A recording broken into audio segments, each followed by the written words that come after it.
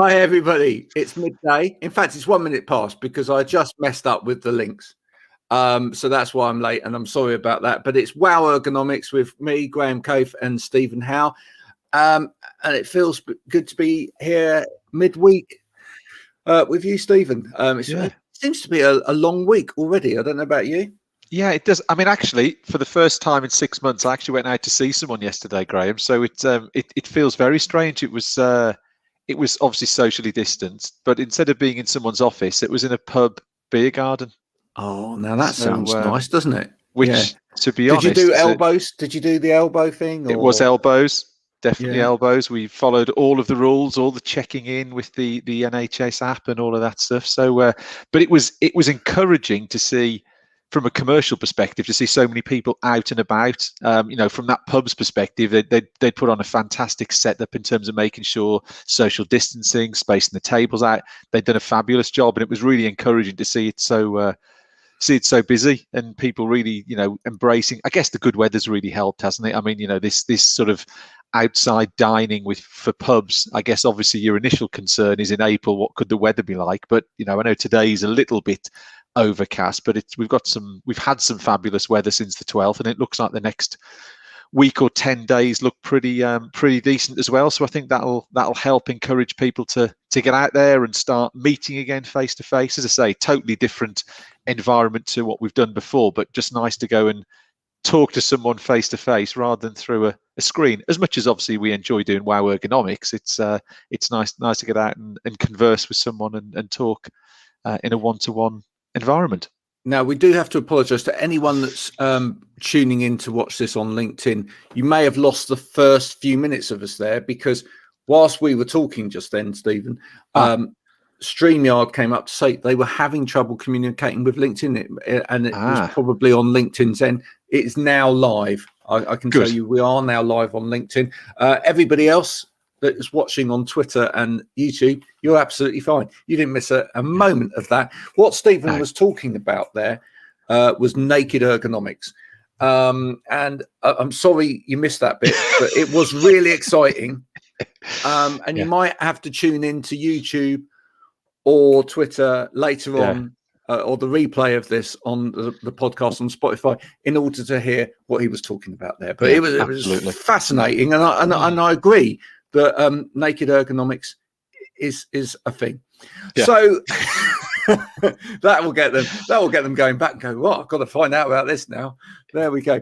I watched this morning, I have to say, I watched a little bit of Courtney, who came in and was guest with us last week. It was her first live this morning, and I did watch a little bit of it. Courtney, if you're listening, that was tremendous, especially the first few minutes. I really enjoyed the am I live? What are you there, mother? Dun, dun, dun. Yeah, no, it was great. It is funny the first time you do these things. I suppose you don't realize, that it is actually going out there, or you're not necessarily used to the platform or the mechanism or whatever, and you just think, am I just talking to myself? Yeah. Especially if you do one of these where you are like, which she did, which was very brave of her, just talking to the camera. And I do those occasionally. I just come on and just talk to the camera for a little bit. But to do that when you haven't had any experience of running it in the background or whatever, that is funny. I mean, it's like going to your own Zoom meeting. It can be as exciting as going to your own Zoom meeting as well. But we've got lots to talk about today, lots of interesting things. Now, if anybody wants to join us on today's show, I have put a post out there on LinkedIn, and I might just dip in a minute when you're talking, Stephen, into the comments and put in the StreamYard link again. So that if anybody wants to join us, if you flash us a nice smile and you have something positive to say, then we may well let you on and join in the conversation. But we do have topics to talk about. What the first topic I wanted to talk to us both about today and bring up with the audience is the issue of when we go back to the office, noise. Yeah. Now, this is one that we haven't talked about before. Of course, we've talked lots and lots about, getting out of sort of home working and perhaps migrating back to the office. But I read a couple of articles on LinkedIn during the week from people that are involved in acoustic solutions in offices. And what I found interesting there was that, you know, a number of businesses are making noises about, when we get back to the office, how are they going to replicate a more quiet sound in the office? Because, you know, people are in a general office, especially a big office with lots of desking, there's a lot of noise and a lot of humdrum. Now, we've all got used to, over the past 12 months, the peace and quiet of our home, other than when we had the kids home for homeschooling. Yeah, I was going to say, Graham, the one caveat being that horrific homeschooling period, or you know, that we've all blocked out. But if you can cast your minds back, it was pretty horrendous, wasn't it? But most of us, for a start, have got quite used to wearing these things. Now, in an open plan office, we probably don't, unless we're telephonists and we've got, you know, we've got headphones on for telephony. We don't necessarily sit there with headphones on. And in fact, it's been very un-PC in some offices. But we've all got used to this. And actually, that's quite noise cancelling. And where I am here in the lovely countryside, there's absolutely no noise, unless the postman comes to the door and the dog barks or whatever. You know, it's blissfully silent. But going back into an office, there's going to be all of that noise and distraction, etc. So, you know, what's your view on that? I mean, it's an interesting one, Graham. I mean, I was reading a couple of articles. We were discussing before the show some of the things you'd picked up, and I've read a couple of different articles. And one of them was talking about the types of jobs or the types of functions we'll be doing when we go back to the office. So I guess the counter argument will be, all those jobs where you need peace and quiet actually should be the jobs that you park for your on cue. There you go, on cue. There you go. What is it? I don't know. Postman. Amazon? No, Postman? No postman. I don't even know what that is. No. That was perfect on cue, though. And he never really interrupts us, does he?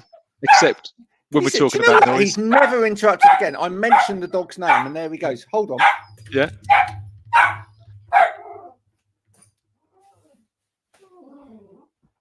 I'm sure we'll be joined by a guest very soon. Graham's sausage dog. Oh no!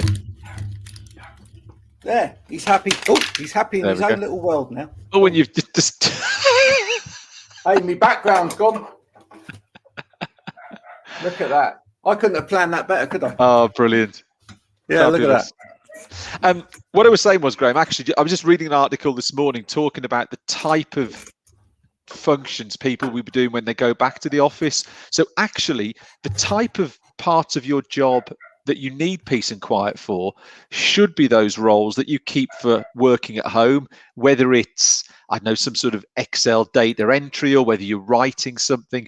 Actually, if you are making that effort to go to the office, the sort of things you should be focusing on is those sort of jobs and parts of your job where there's collaboration and there's talking. So that's the interesting piece, I guess, is organizations deciding when people go back to the office, what parts of their role should they be performing at home, and what parts of their role should they be performing at home. For me personally, if I had that situation, I would be keeping all those jobs where I need the nice peace and quiet for home, and actually using the time in the office for the collaboration element. But I guess it's not going to be as straightforward as saying I'm doing this on a Monday and Tuesday and this on a Thursday and Friday. It won't just be that straightforward. But as you say, I think the ultimate thing will be people will find it difficult. You know, we're all used to peace and quiet, except for Amazon deliveries and dogs. So just the general hum of an office is going to be quite distracting for a lot of people. You know,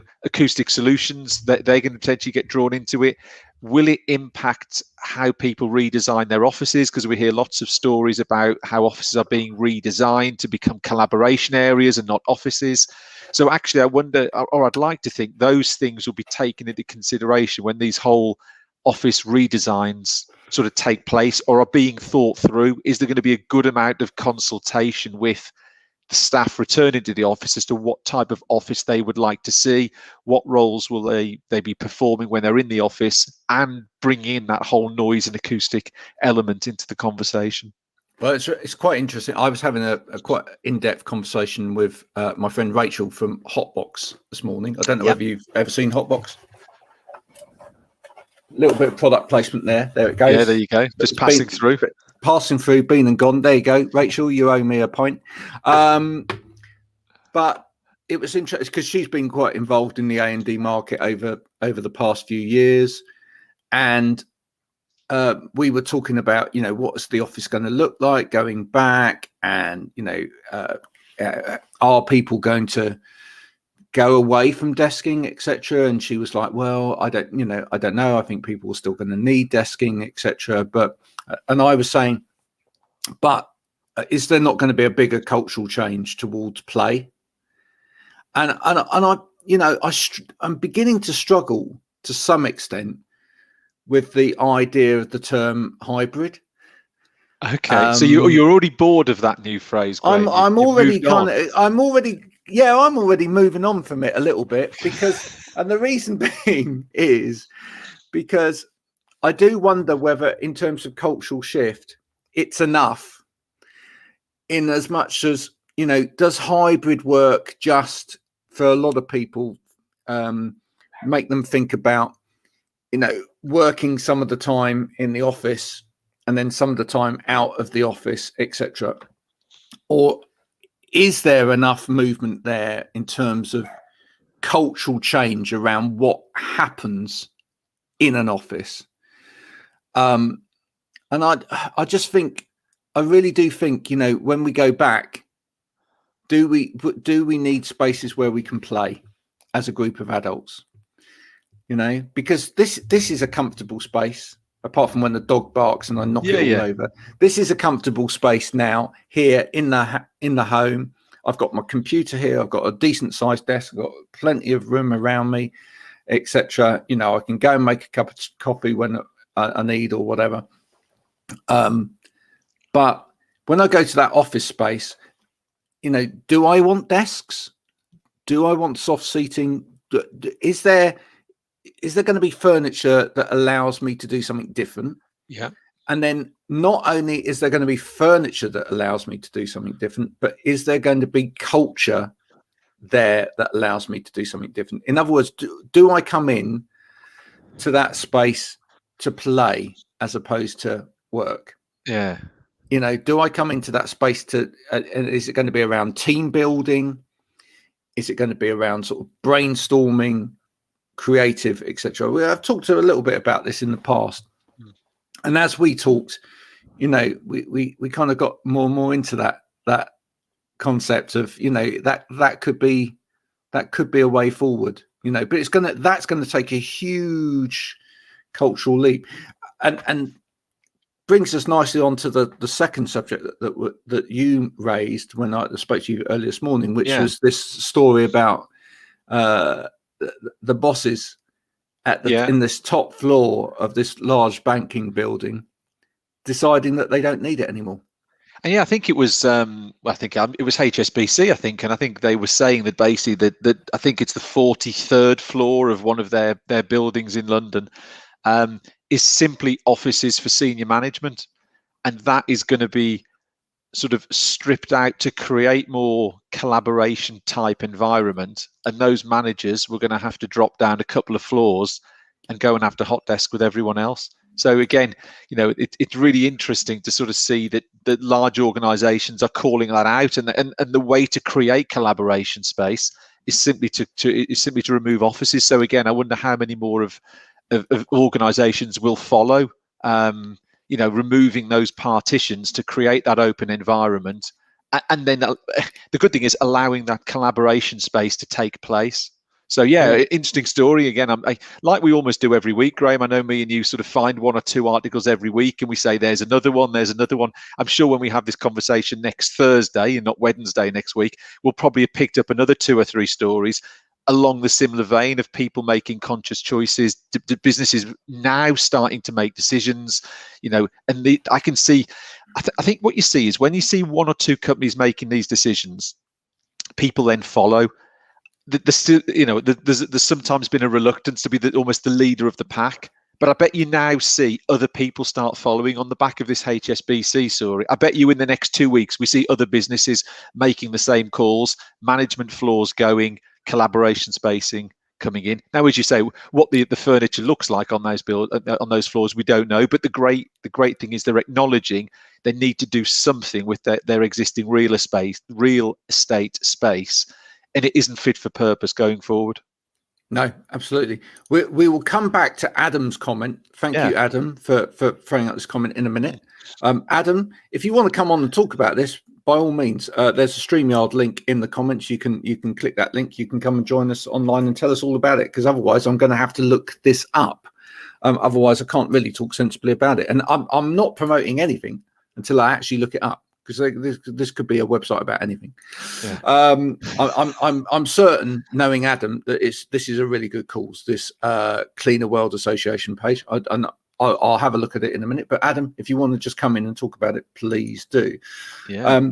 But no, absolutely right. And I just think, getting back to this whole issue of coming back to the offices and this idea around play. I mean, just from your own experience in the past, when you've got together with other members of staff in one place to have a meeting or whatever around the business, in terms of what's been the most creative thing that you've ever done? I mean, I'll think about that, but I'll tell you what we've done with Bakker Elkhuis, and one of the great things we've done is we've got a fantastic facility out in the Netherlands, and what we've done actually is had walking meetings. So we're lucky enough to have an office that's got an office building that's got a lot of outdoor space. So we've had meetings actually walking around, kicking around ideas. So again, not actually sitting, firstly actually getting outdoors. So the first thing is we've taken the meeting outdoors. We've got tables and chairs outdoors. So we've gone and sat outdoors. We've lunched outdoors. We're in the open air, just to, changing the environment up. But then I find walking meetings, and was it last week? Did we discuss net walking? Was it last week, Graham? Was that one of the things? Net walking. Yeah. But actually, I remember a colleague and I, we were just discussing, a colleague in another country, what was I finding, where was I being successful in the UK, and where was he being successful in his country? And actually we just took it as a walking meeting. So I guess that doesn't maybe cover what's the most creative thing I've come up with, but I think what it shows is that actually, it doesn't necessarily have to be indoors. Maybe companies should start looking at outdoor space where they have got maybe the land or the real estate to do something. Don't just think of a collaboration room being in an office that used to be a load of managers' offices that you've now chucked a load of sofas in. Actually, can you change it up? Yes, I know the UK weather can be quite inclement, but actually, can you mix it up? Can you get people outdoors? Can you get them away from air conditioning and central heating and all that, get them out there, walking, sitting, relaxing outdoors? I think that's something that people really need to think about, is really changing it up. It doesn't have to be limited to indoors. Very much outdoors is something we should be considering if we are making this real change. Well, that is something that I know Rachel Woods, if she's watching at all, is really, really interested in. And so maybe we'll get Rachel in another week to talk on that subject. We've been joined by Adam. Hi, Adam. That was a shock. Hi, Adam. Good morning. How are you? Hello. Nice green background. Hope yours doesn't fall over like mine did. No, it goes on the back of the chair. I was trying to work out how I could get it to display a background over the top of that, because it's green screen. But I've not yet worked out StreamYard how to do that. But seeing as you want to talk about Cleaner World Association, I'm assuming this is environmental in some way. So green is a really pertinent colour. It's environmental and sustainability, and anyone that's on LinkedIn that follows Joe Rose will know about it, because it's something that he set up a few years ago. But he's asked me to chair it because I'm independent, so I don't have any allegiance with any manufacturer or supplier. Right. And what we're trying to do is promote sustainable cleaning products and activity processes, all those sorts of things. That obviously most people will have seen the the Blue Planet thing with the plastics and all that, and everything that's come out of that, and that's where it sort of grew out of. But Joe, among a lot of other people, provide sustainable cleaning solutions, so they're not based on petrochemicals. And Joe's particular product is actually packaged in biodegradable paper sachets so that they can be disposed of as well.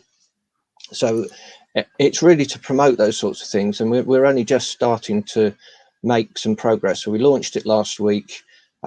If people can go onto the page and follow it, we will be putting more updates on there over the next few weeks, and then inviting members onto the panel as founding members, and then there'll be an open membership to sort of junior members who can participate in it as well.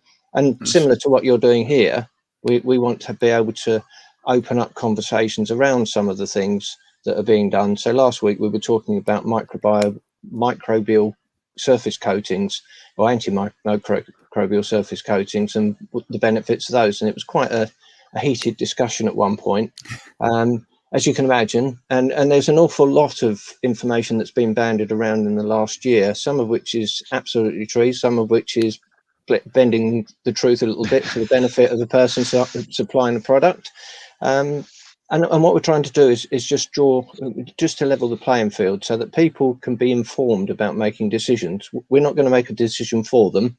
What we're going to do is present the information as you do, so that they can make their own decision. That's brilliant. And what sort of businesses are coming forward so far?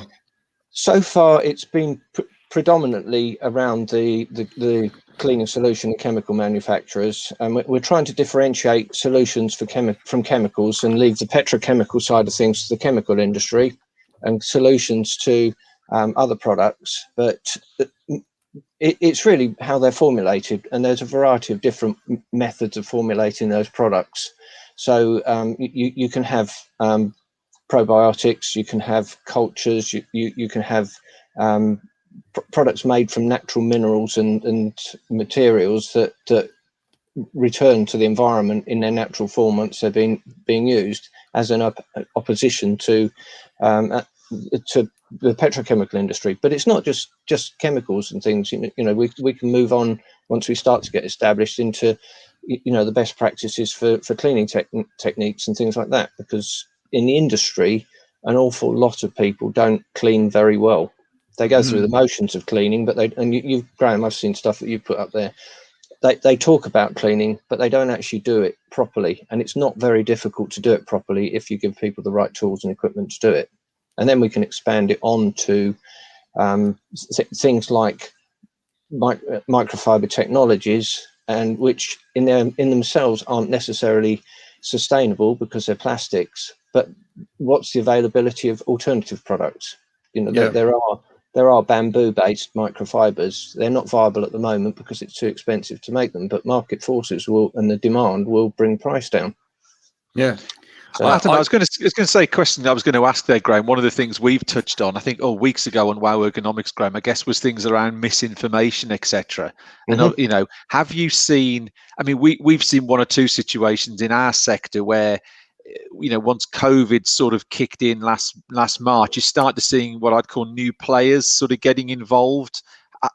Have you found there's a lot of new players and potentially new players spreading misinformation in the sector that's then sort of compounding the problem and making it worse? Mentioning no names, but just too many. Yes, there are a lot of people jumping on the bandwagon. There are a lot of existing suppliers jumping on the bandwagon as well, making false claims about products.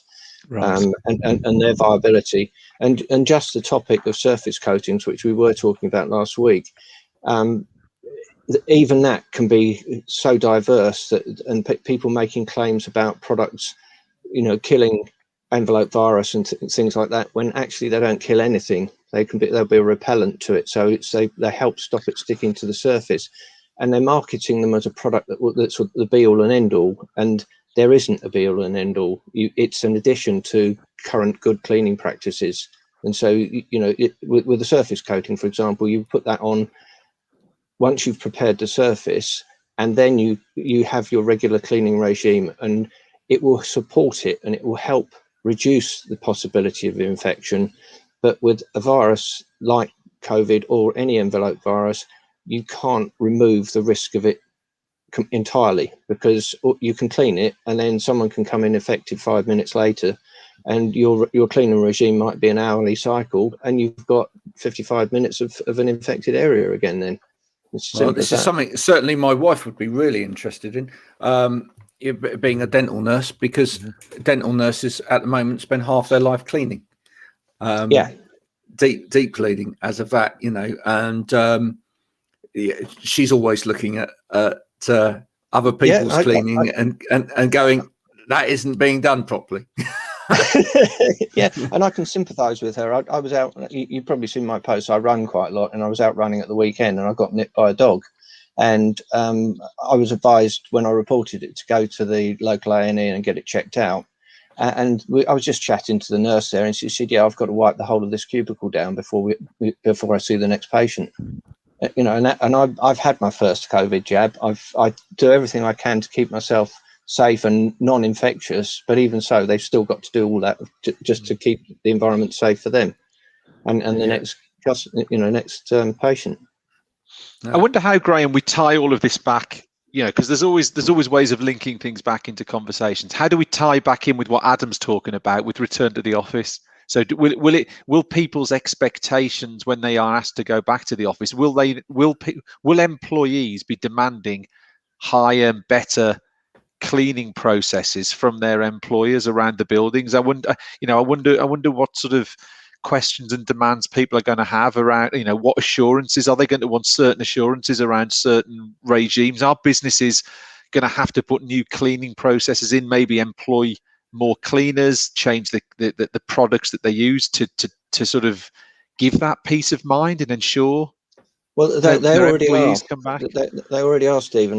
You might have seen the thing about the PCS union in the job centres. Yeah. In the last couple of days. Yeah. Like I was working with DWP for, over a 4-month period until February on this very thing. And there's a little bit of an irony there, because the PCS union covers all public sector. It doesn't just cover them, and they're agreeing to processes in other departments that are less extensive than they've already got in DWP. Right. So, but there's a lot of scare tactics being used within the organisation and outside. So it really is. It's right that people should ask, but it's right that the employers, in their duty of care, make sure that the environment is safe for them to work in. Yeah. And as far as I was reviewing their COVID response. So for their day-to-day operations, they've got it fairly rigorously controlled, possibly more so than is necessary. But it is, to a certain extent, to make sure that the staff are comfortable with returning to the workplace as well. It's interesting, Adam, though, the two businesses you've called out there are both in the public sector. I wonder what, in the sort of non-unionized areas of the commercial world, I wonder how that will work out. If employees have genuine concerns, how do they, how will that be managed in a non-unionized environment at a commercial business? That's really quite difficult, because the employers have the same duty of care. Yeah. I think that what you alluded to earlier on about the misinformation, there is a lot more misinformation in the private sector than there is the public sector, because there are lots of claims being made about being, you can go around and disinfect everything and it's safe to work in. Well, there's no point in disinfecting a building if it's not been used for a week, because so there is an awful lot of misinformation being given by organisations to just to capitalize on it, and I think that's appalling. But that's my personal view. I would rather be honest about it and give a beneficial service. What any organisation should do is the first stage of it is enhance their cleaning regime to make sure it's fit for purpose. And I stay in touch with some of the people I've worked with in the past, and they're in the private sector. And in some pretty big organisations, and they are fairly robust with their practices. I think the problem generally that people don't do is communicate it very well. So they don't inform their staff what they're doing, and it could save so much noise just simply by, not doing it in a sort of an autocratic, we know what we're doing sort of way, and this is how it's going to happen, but an informative way, something that engages with people so that they feel comfortable that when they go into the workplace, there are processes set down and they can follow them. And if everyone follows them, then everyone will be safe. And that's the thing, isn't it? And it's been the same over the years with ergonomics in businesses as well, is that it may be understood at a higher level. Practices may be felt are in place at a higher level that are then rolled out across company wide. But unless that education gets down to a personal level and is actually implemented at a personal level as well. So it's all very well cleaning the building properly, but if you don't actually then teach your people basic cross-contamination and basic hygiene, and they don't act in the right way, then it all goes to pot. It does, and right from the outset, the recommendation has been for good hand hygiene. There is no substitute for good hand hygiene in any situation. If you've got some of the norovirus and things like that we get through the winter, and flu viruses, they can be reduced simply because people, if people have good hand hygiene, because they don't cross-contaminate surfaces. There is much more emphasis on touch point cleaning at the moment, but my concern is that over time, as we settle into a new normal, for want of a better description, that people say, well, we don't really need to do that now because everyone's settled down and they're all happy and everyone's had their jabs and we're dependent on the jabs. And I did see a post yesterday about Boris Johnson hoping that there'd be an oral pill that people could take to combat a third wave. Well, that's a scary thought. No, indeed. We don't want another wave, and we can reduce that simply by people being more conscious of their own actions. And you see it, if you go to the supermarket, you see it all the time. I'm sure you guys probably wipe everything down the same as I do, and use your hand sanitizers and have your mask on before you go to pick your trolley up and that sort of thing. But you see people coming in, just grab a trolley and walk through without doing anything of that, and then that's where the risk is. Yeah, my favourite one is looking at people mask wearing. That's got to be my favourite. So it's either there or there, or the most common is there. Yeah, I was just trying to find one. There you go. Just make sure your mask is under across your mouth, but nowhere near your nose. No, I've got mine. And then wipe your nose on a regular basis. Touch your phone whilst you're on your phone. Touch everything. And then just when you get to the till, pull your mask up. Yeah. Wow. Brilliant. Graham, here's a thought. I'm throwing this. You usually ask the questions, but I'm going to ask you this one. I'll ask this one on this occasion. So, if you were an employee going back into a building in Manchester, Birmingham, London, whatever it is, and there's 200, 300, 400 of you going in, what would your expectation be of your employer in terms of briefing what the rules and regulations are, and what would be your expectation around how they are, and I hate to use the word policing, but how are they making sure that people are following those rules? What would you expect as an employee if you were returning to that sort of office?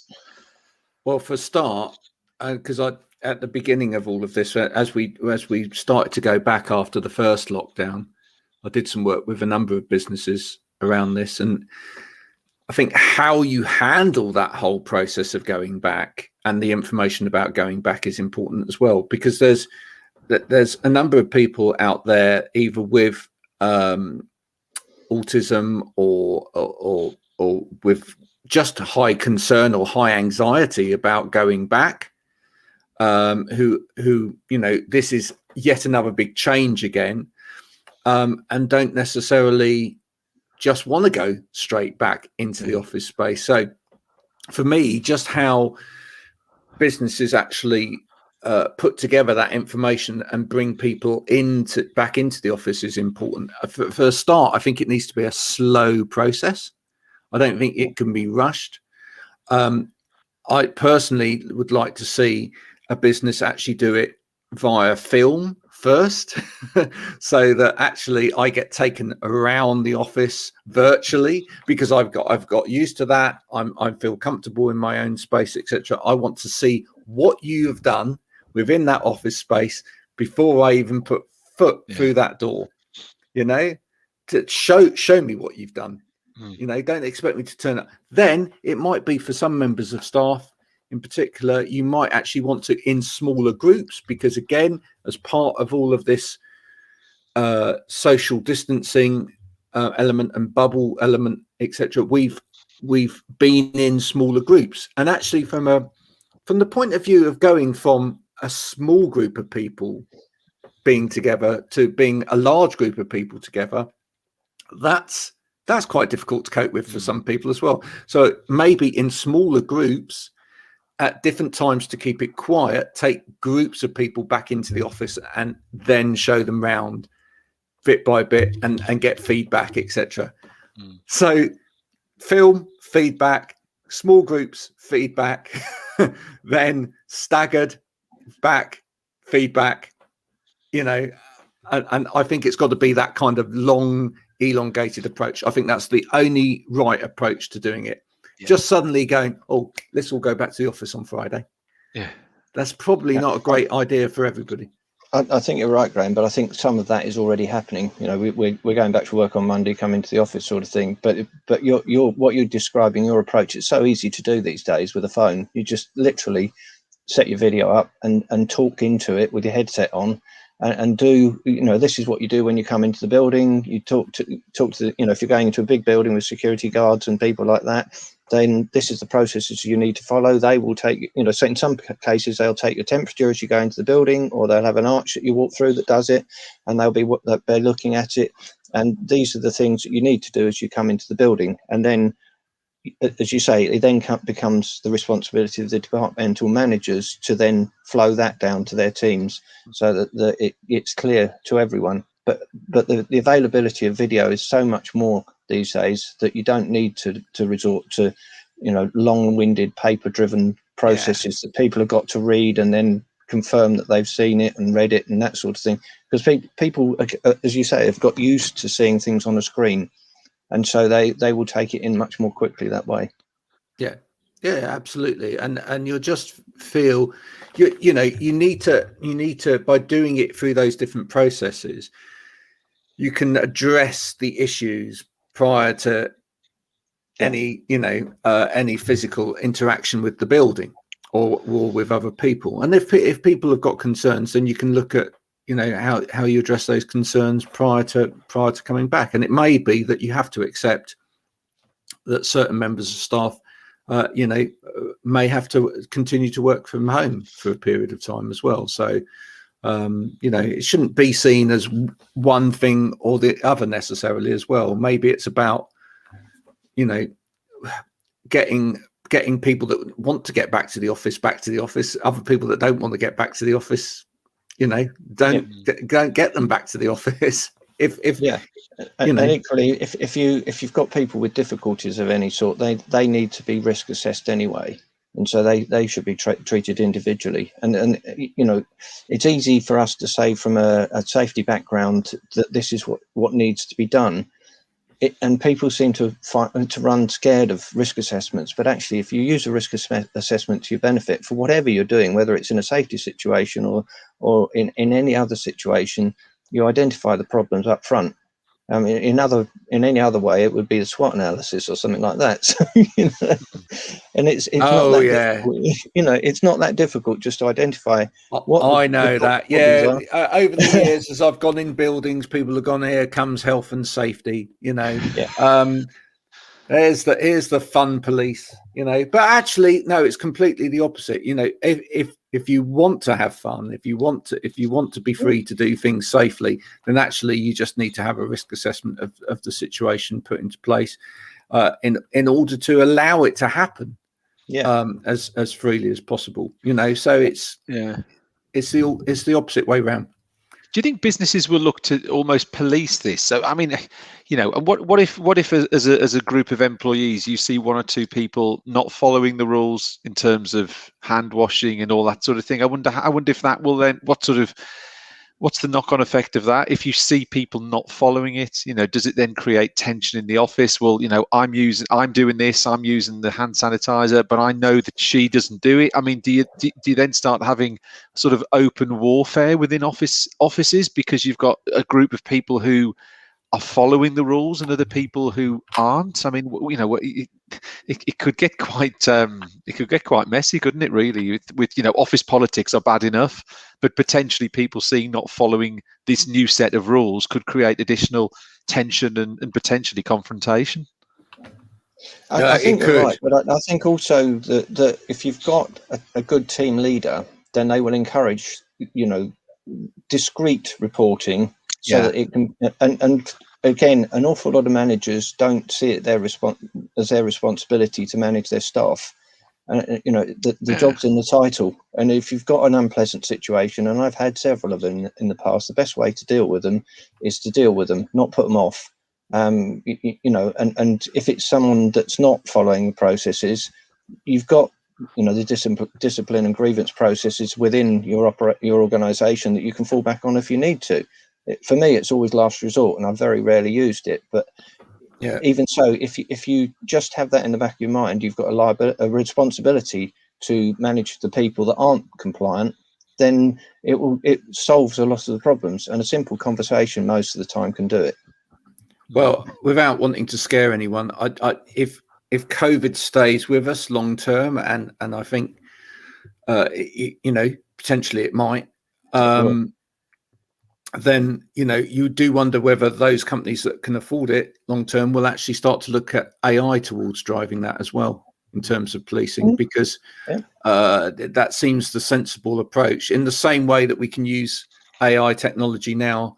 Amazon have put their first store up in the UK now, where you can just go in, take stuff off the shelf. Yeah. It knows what you've taken, and as you leave, it debits your card for it. We can use that same kind of AI technology to go, that person does not wash their hands. Yeah. They've been in that space. They've touched that. They haven't washed their hands. So, you potentially we could take people out of the equation with that.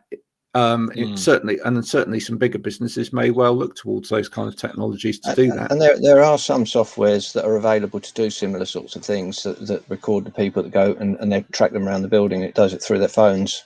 I'm not sure if it would go to quite to the extent that you said, but at least you've got where people are and what the frequency of use and all those sorts of things. So the metrics will come out of it quite easily.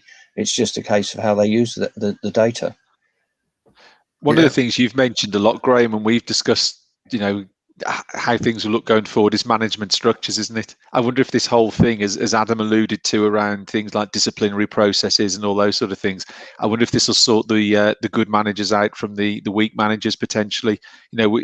People are going to be challenged on things that they've never got involved in before. So there's going to be a huge level of sort of potentially management restructure, potentially training as well, because they're going to potentially get involved in things they've never got involved before, but are now going to be sort of up front and center for them, potentially dealing with, confrontations and things that they've maybe never got involved in before, and therefore have got no experience of how do I deal with this situation. Well, that's where I always believe that, coming back down to management structure, if we move forward with types of management process, that actually the more you move away from hierarchical management structure towards team-based structure and getting people to buy into the ideals, ethics, morals, objectives of a business, the better you get. The better you move this forward. At the end of the day, if everybody buys into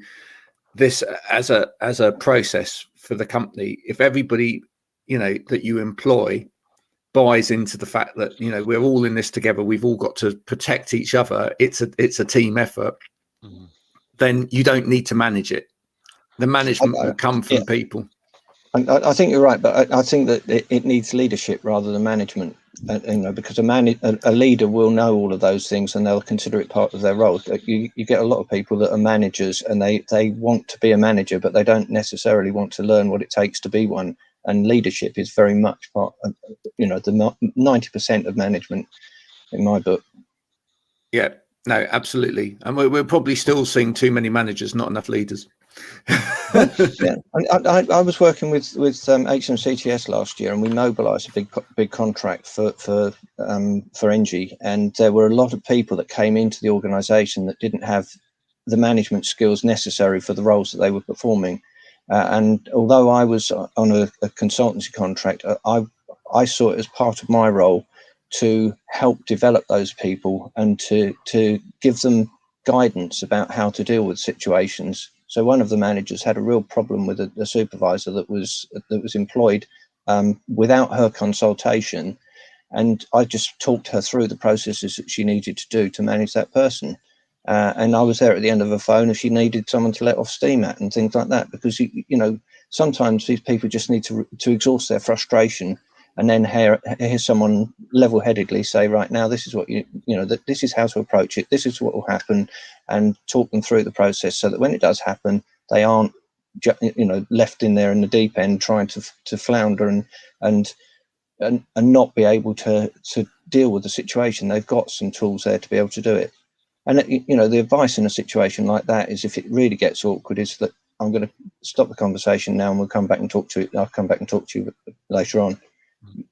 But it just comes with experience, and passing on that experience can be a huge part of the leadership.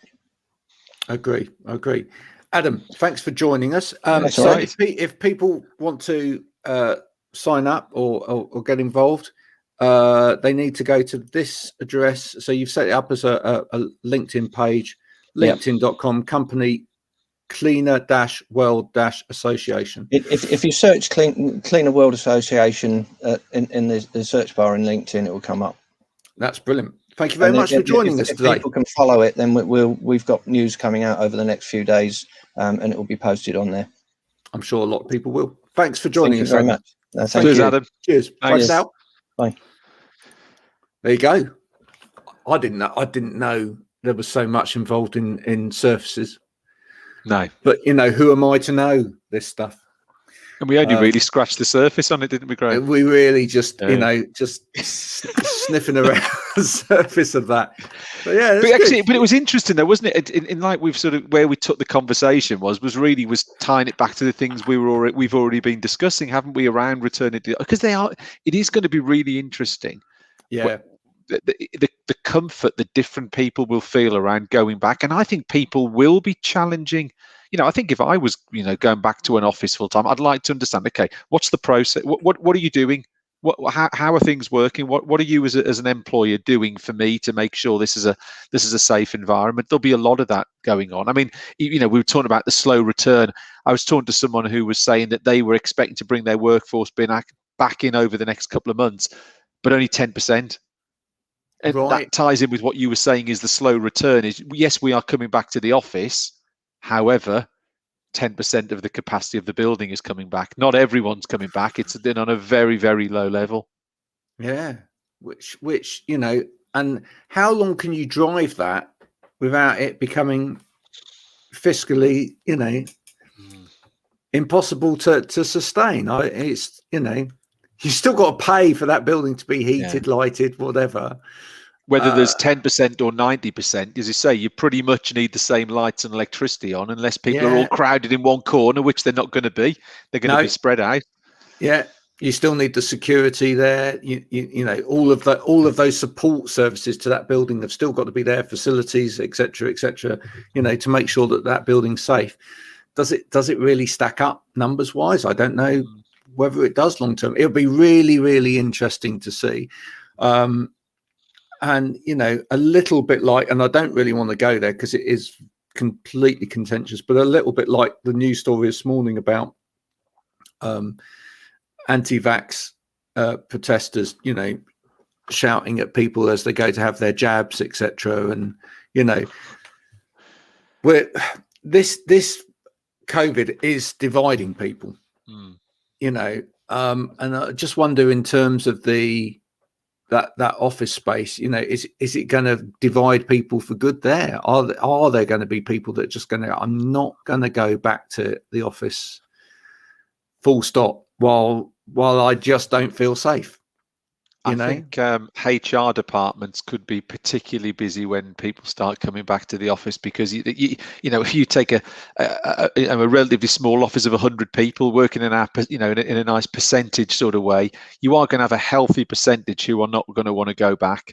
And I can see HR departments being particularly busy.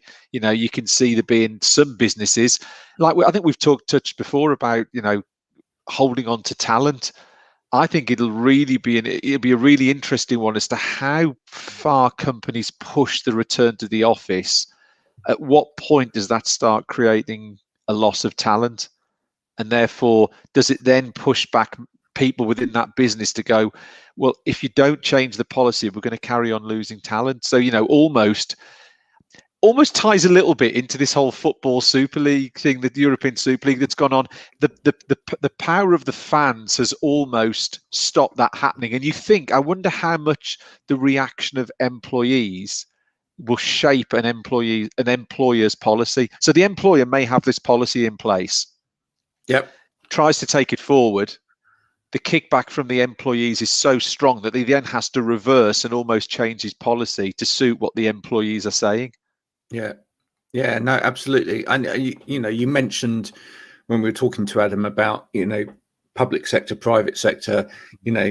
It's all very well if you're within a sector where your workforce are within a union, etc., and there's policies and things that they're fighting for there. But we can all vote, and we can all vote with our feet, if you like, and it only needs. And actually, given that, we've all got the communication tools to get together as well. Yeah. You've joined your group of people together, your team of people together on Teams, literally.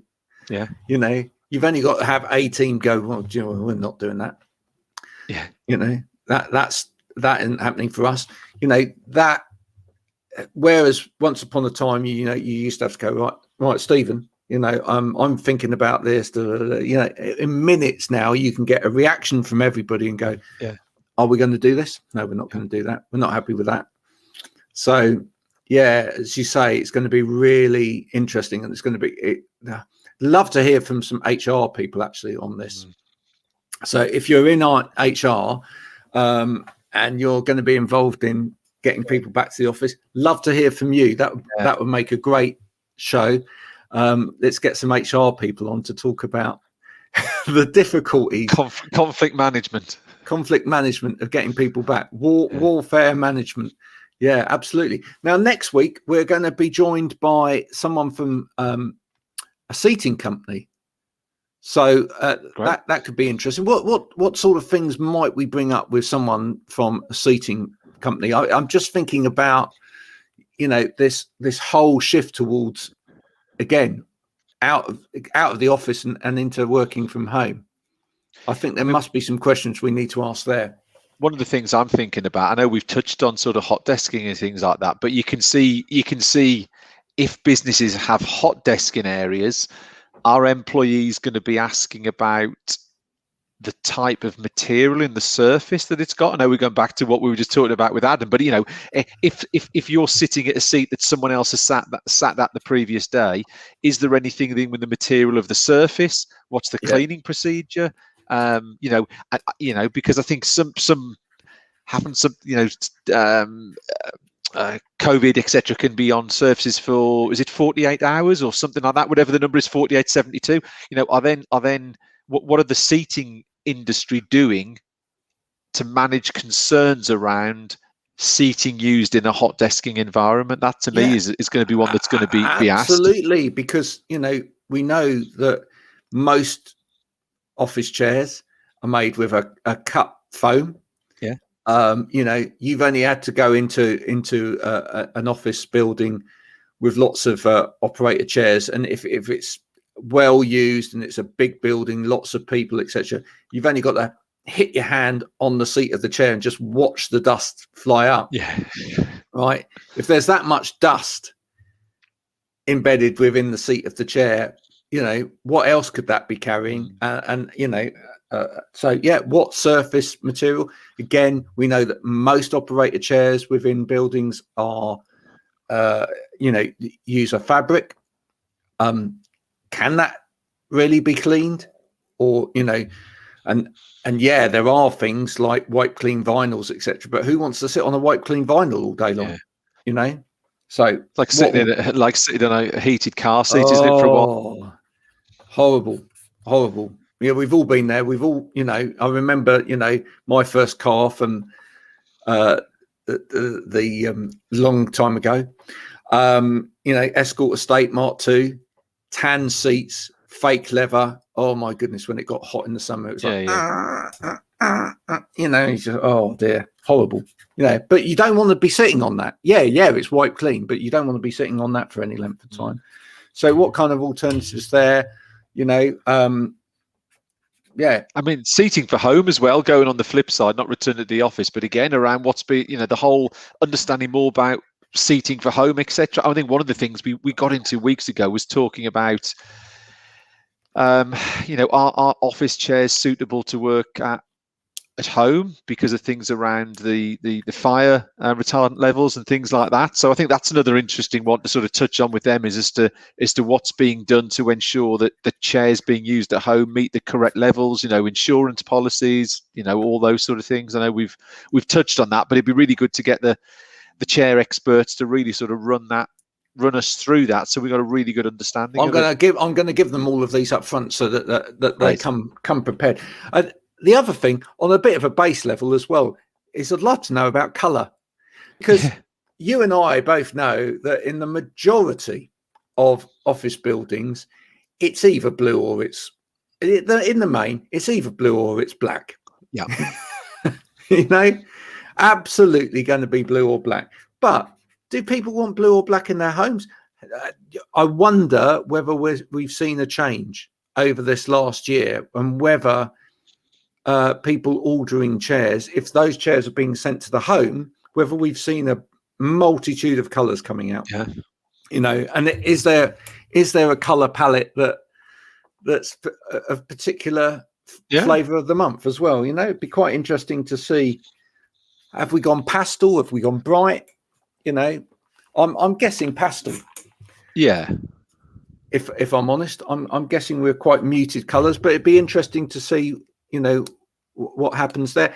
And then it would be interesting to hear from anyone that's bought a chair during this period. Did you go for a colour? What made you buy the chair that you bought? And is colour important to you in your home office? And how's that made you feel in terms of your, the psychology of that space as well? How's it made you feel mentally? And, when you thought about your office space going back to the office again, has that been a bit dull? Has it been a bit too utilitarian? Has it made you, has it not really inspired you very much? And would you like to see something more in terms of design if you go back to the office now? I'll tell you one interesting one, Graham. If we're going to, when we got the guys on talking about seating next Thursday, it'd be great if for anyone out there who's listening or follows this on any sort of replays, has anyone bought the wrong chair? Oh, and actually, we won't name it, but no. But what did they do? How did they reach the decision to choose that chair? What would they do next time? Because I think that's one of the things we've again kicked about on this show is actually, there's a good level of knowledge needed to advise on the correct chair. How many people have been given money by their business and gone and bought a chair and realized it's the wrong product? And actually, what would they do differently next time? So I think that'd be a really interesting one. To understand anyone's experiences of purchasing, actually anyone who's made the right decision, but equally anyone who's made a decision where they go, do you know what? I had to put that to one side. I had to go and buy another one because of. Be really good to understand a little bit more about that. I think that'd be interesting, really, really interesting. So I look forward to someone joining us to talk about seating next week. Yeah. Thanks, my friend, for yet another week of this. Enjoyed it. if you've been listening, I hope you. I'm sorry to all of the people on Spotify. You missed the moment where my back cloth went awry as I tried to go out after the dog. I have to keep it quite close to me in order to facilitate not being seen to the side, because I've gone for a slimmer version these days. But if you heard that kind of kerfuffle for a moment on Spotify, that's what was going on. Adam himself has come back to comment. Yes, he bought a gaming chair and had to get support cushions to correct it. There you go. You see, there we have it in a nutshell. I'm sure there are other people out there that can give us similar expressions of things going wrong with their chair. So look forward to that one next week. Until then, thanks for joining me, Stephen. Have a great week, sir. You too. Whatever it is you're doing. If you are you going back out again? Monday next week, out again, out on the road. Lovely. I'm actually going out Friday. Enjoy. Yes, I'm out of the office Friday. I will be taking some social media footage on the beach at Weymouth. And this is a very quick story, and then we're ending. The reason I'm going to Weymouth is to have my jab. Yes. Yeah, because I couldn't get one nearer in time. Wow. So that's quite a story, isn't it? So yeah. I'm traveling all the way to Weymouth. I'm a little bit worried about the fact that I've got over an hour's drive on the way back, having had a jab. So hopefully there's no side effects or anything like that. Otherwise, I'll be doing this show on my own next week. Otherwise, I might go to the pub to see if I can cure it. Good idea. Yeah, that's probably the answer. But anyway, there we are. I will be in Weymouth on Friday, so that is pretty much my furthest I've been since this pandemic started. So I'm looking forward to it. Right, nice to speak to you. Bye for now, everybody. See you next week. Bye.